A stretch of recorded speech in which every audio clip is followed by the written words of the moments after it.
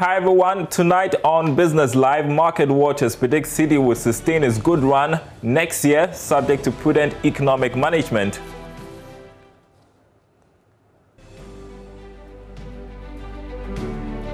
Fair Wages and Salaries Commission to initiate pay-linked productivity scheme for public sector workers, a move to weed out lazy employees. And tonight, as city authorities try to figure out a solution to recent market fires, the National Insurance Commission urges multi-stakeholder engagement to make markets insurable. Thanks for being with us. My name is Darryl Kwa. We've got details after this break. Welcome back to Business Live. Tonight, market watchers are predicting the city to sustain its good run next year, but say that will be subject to prudent economic management. With only 3 more days to end the year, the Ghana city is on the verge of recording one of its strongest performances since 2017. That will also make it one of the best performing currencies in sub-Saharan Africa. Supported by COVID-19 pandemic, which has ravaged global economies, diversified exports, and the Bank of Ghana's Forex forward auction, the local currency has only lost 3.2% in value to the US dollar on the intermarket. Now, economist with Data Bank, Courage Boti, has been sharing with us how managers of the economy can sustain the city's performance in 2021. We all come out of the COVID situation. Of course, our major trade exports like gold has held the fort during this period and made up for the losses in crude oil. Cocoa too has played its role in that regard. Going into next year, of course, monetary policy around the globe is kind of relaxed, and then so interest rates will be subdued for some time. It means that gold will again continue to hold the fort for some reasonable period until the recovery is strong enough. And then we see also that the economy is responding. We are in a contraction, yes, and then of course a recession for the first time in some 37 years, yes. But the movement from Q2 to Q3 show that the economy is on the path of recovery, and I expect that we will return positive growth in Q4. If that is the case, and we recovering and the current government or the government that had just won a 4-year mandate, of course, subject to whatever the court actions or whatever actions from the opposition may be and what the outcome will be, it appears that the program is to invest for some 3 years or the next 3 years ahead of us in what they call the enterprise support program, where they've targeted a few other sectors with over 100 billion of investment in those sectors. If that holds true, what we would have probably achieve is that our export volumes will grow. Already we've seen that companies like the auto manufacturers that are setting base in Ghana, there are hints that a few others will come on stream by Q1 next year, and then all of that. All of these plus some of the other programs on board, if they actually are realized, and the thing the GEXIM is doing, the Ghana Exim Bank is doing, to support the non-traditional export sector with the export of the cashews and all the other vegetables and all those other stuff. When that is actually gaining traction, we expect that they would boost the external balances, and that should stand as well going forward. So the picture is looking good, but subject to prudent economic management, subject to prudent debt management, and then of course our ability to hold the fort like we're doing. We all understand that COVID has battered the economy. We all understand that government has had to go out of the way with increased fiscal spending to try to navigate the situation. But going into 2021, there should be some deliberate attempt to come back to the path of consolidation. If that so happens, we can sustain offshore investor inflows, and then with the help of the external balances, the city should be on a strong footing going into the future also. Meanwhile, Head of Finance at Valley View University, Dr. Williams Pepa, is also cautioning government against excessive imports in order to sustain the city's strong performance. Lower the importation of items so that when it becomes an issue where we will not be sending more currency out the city to go and purchase more dollars to pay suppliers. So government, who is the biggest spender, must make its agenda that he purchase made in Ghana. Once government is focusing on buying made in Ghana, it will reduce the bill for us to pay on importation. So government must make sure that he champions his agenda on purchasing made in Ghana products. Right, and meantime, Doc, you are urging government to address the capital account deficit. Just to explain to our viewers, a deficit in the capital account means money is flowing out of the country and suggests that the nation is increasing its ownership of foreign assets. So how is this going to improve on the exchange rate situation? So the more government sends money outside the country, what it means is that we need to use our cedis to purchase more foreign currency. And then as we are consuming someone's foreign currency, it weakens our local currency. So government must focus on, as I've said, right, to work on the buying things within the country, and then reduces sending money outside to pay other countries' bills. In effect, we are importing another country's inflation into our country, which can go into the next year. Government must try to work on that. There are more measures the government can use to do that, using the duty approach, maybe making sure that duties are increased. But I know it's also having its effects, but government must do that. If government decides to buy made in Ghana products, our import bills will reduce. Great. And it will have an impact on the current account deficit. While away from the city's performance, government for the second week running failed to meet its treasury bill sale target. Interest rates on the short-term financial instruments, however, remain steady. Charles Nexin has more. Once again, the government failed to meet its target, mobilizing a little above 901 million cedis as against a target of 1.01 billion cedis. This means there was a shortfall of about 109 million cedis. Though this undersubscription is better than that of the previous week, government will have to perhaps increase the interest rate slightly to attract more investors.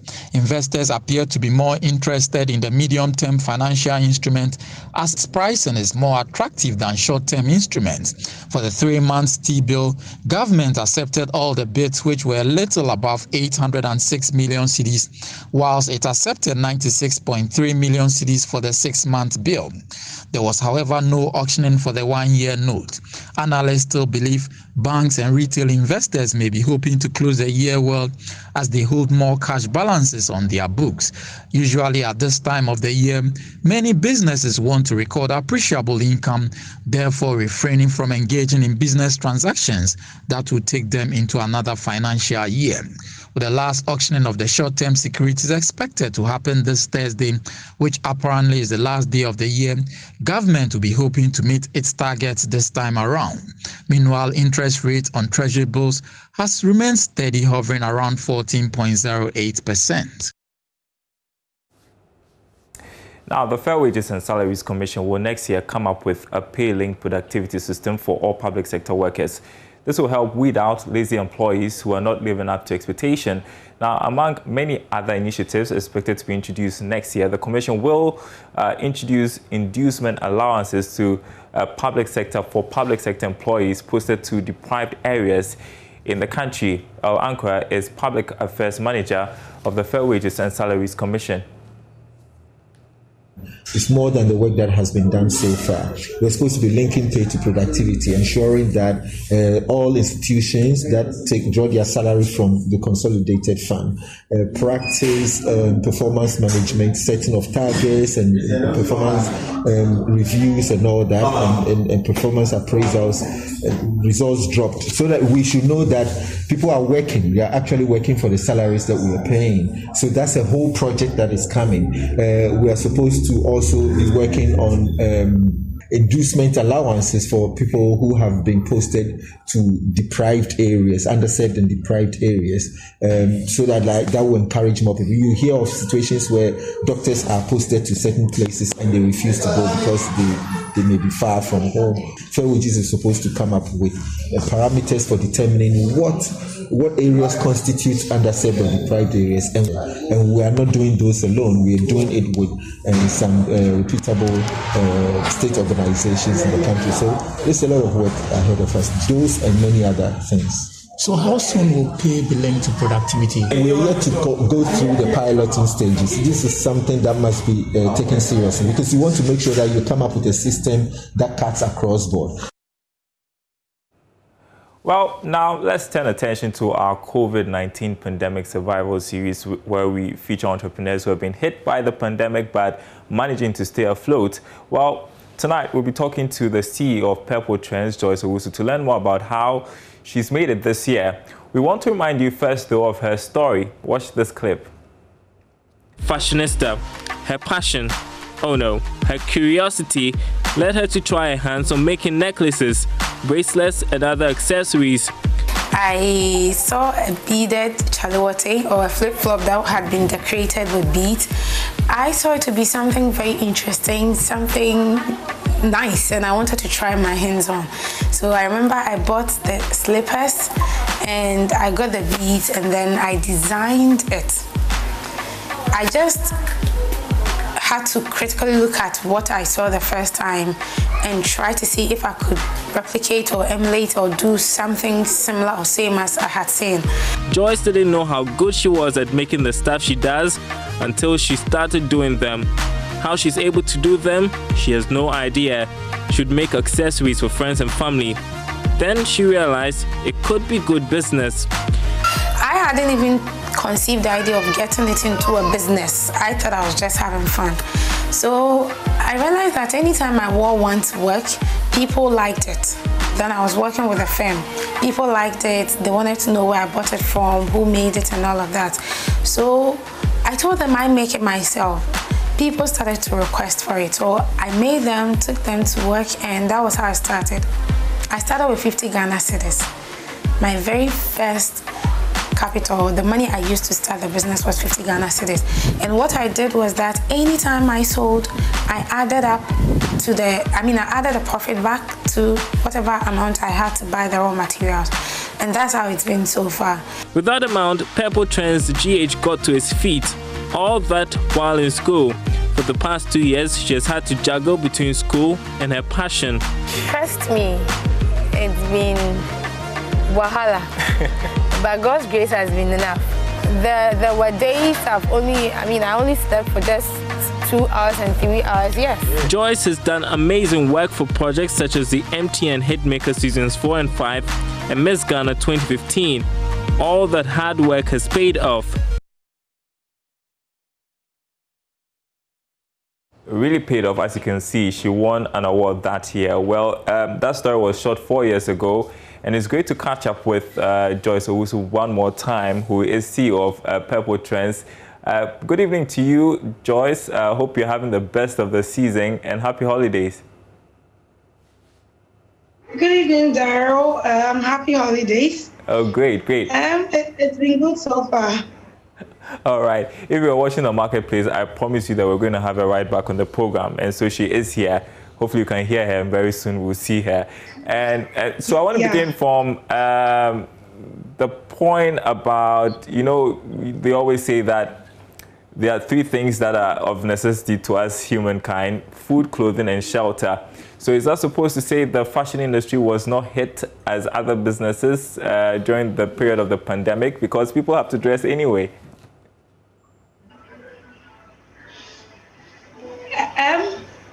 Hello, Daryl. I can hear you. I'm hoping to see you soon. Okay, I'm supposed to be live. My video is on. Carry on. Let's go ahead. Go ahead. Okay. So during the pandemic, at the height of it, we had to go on the lockdown. And because of that, there was a halt on social events and social activities such as weddings, parties, and fashion shows, and those things that do attract the sale of our stuff, since they are basically for adorning ourselves to go for such events.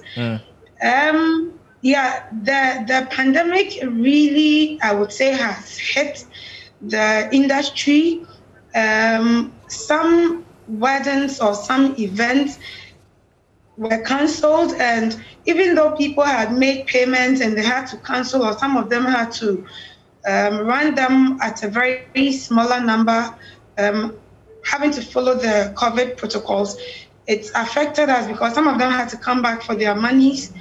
Some had to, those who had not paid at all called off the orders. And it wasn't good for business at all.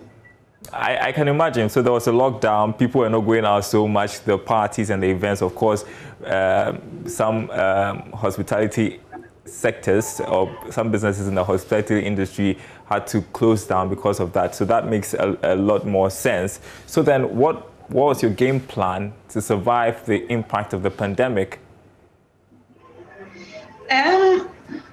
One thing that the pandemic actually brought bear very well was the fact or the need for businesses to go 100% online, to engage with their customers, to make sure that they are staying up to date with their customers.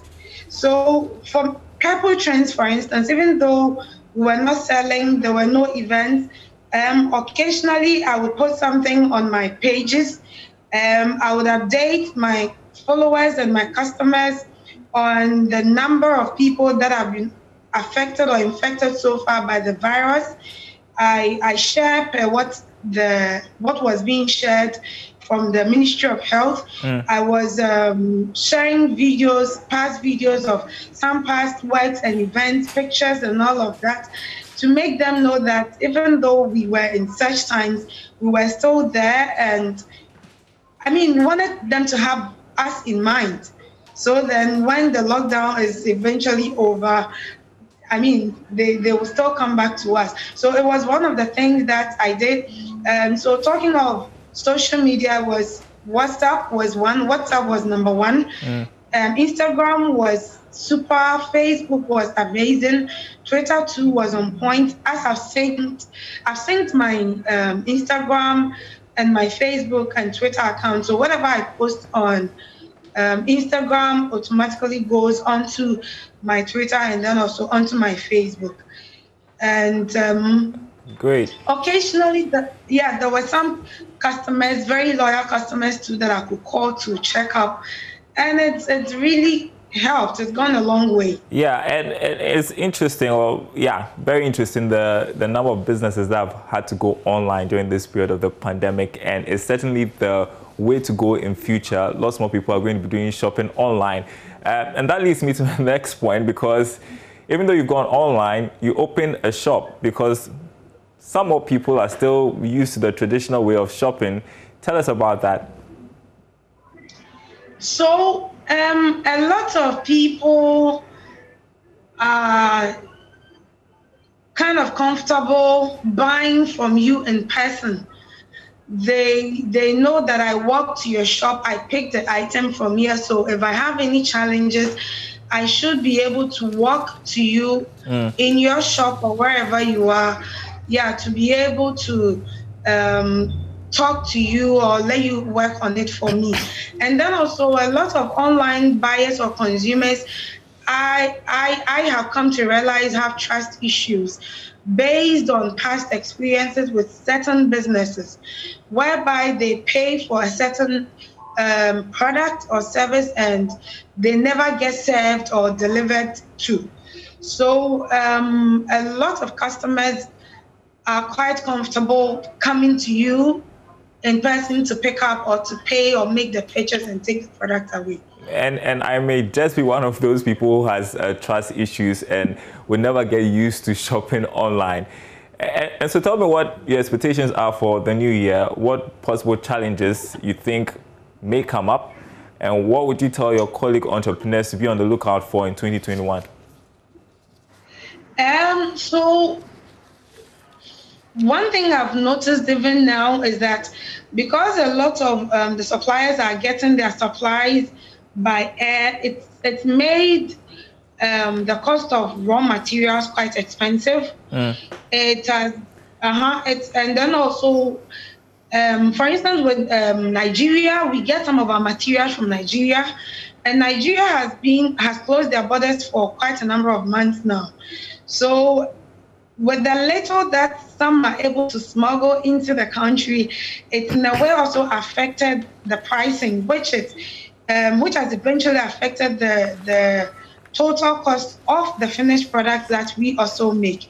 So I believe, and I would want to encourage or urge other entrepreneurs who are either in my industry or out of my industry that going into the new year, we should give room for things as this pandemic that came that we were not prepared for.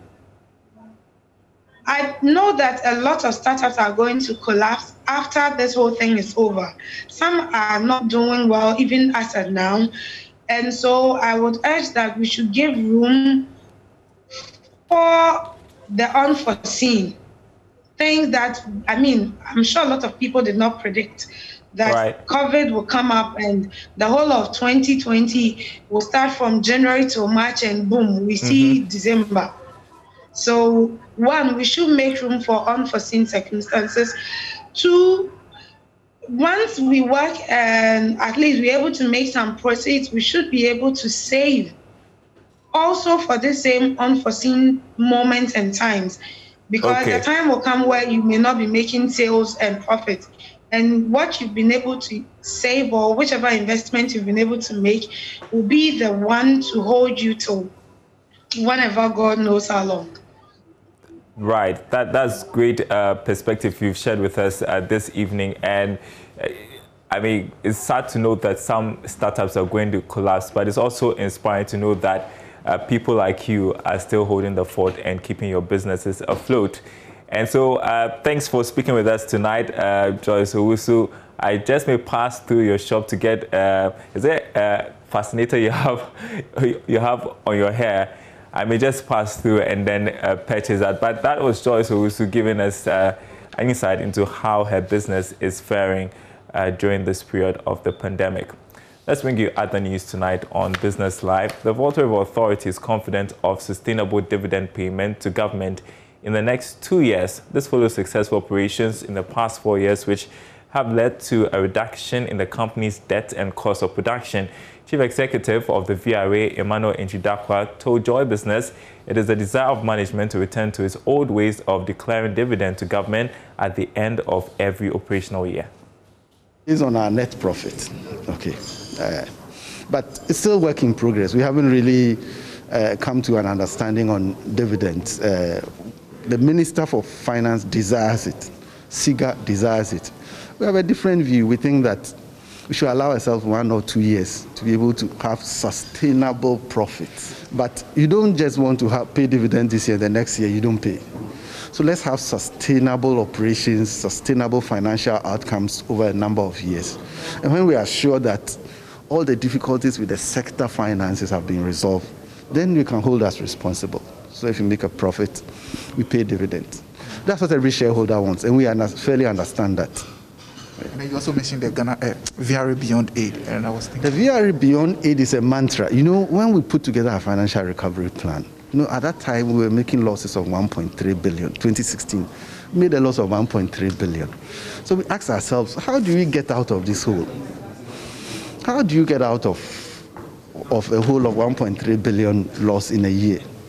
So we decided that, to the extent possible, one, we'll cut down our costs, we improve our revenues, okay?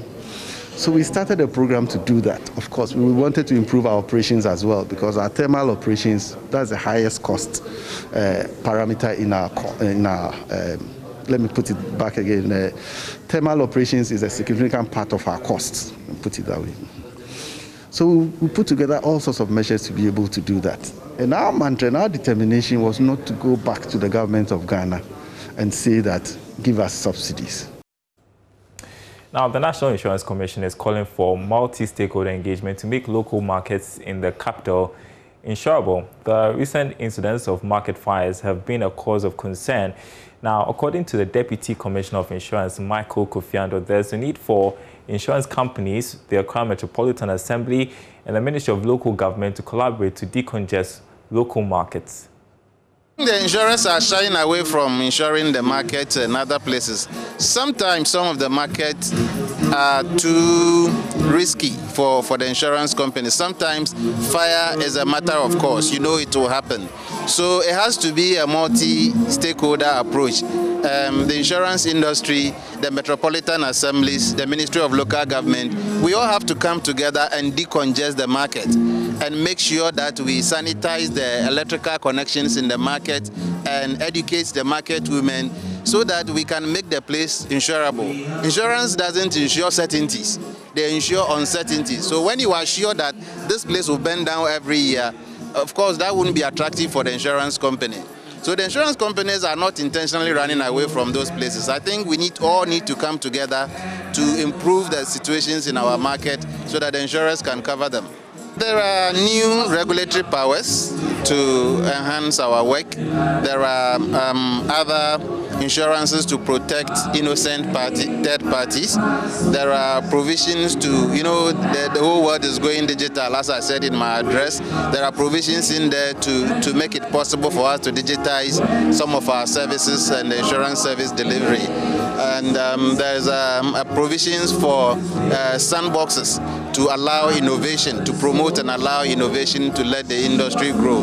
So there's actually quite a lot we are looking forward to in the bill. And that's our program tonight. Thanks for watching. We'll be back same time tomorrow. Good evening and enjoy the rest of the holiday.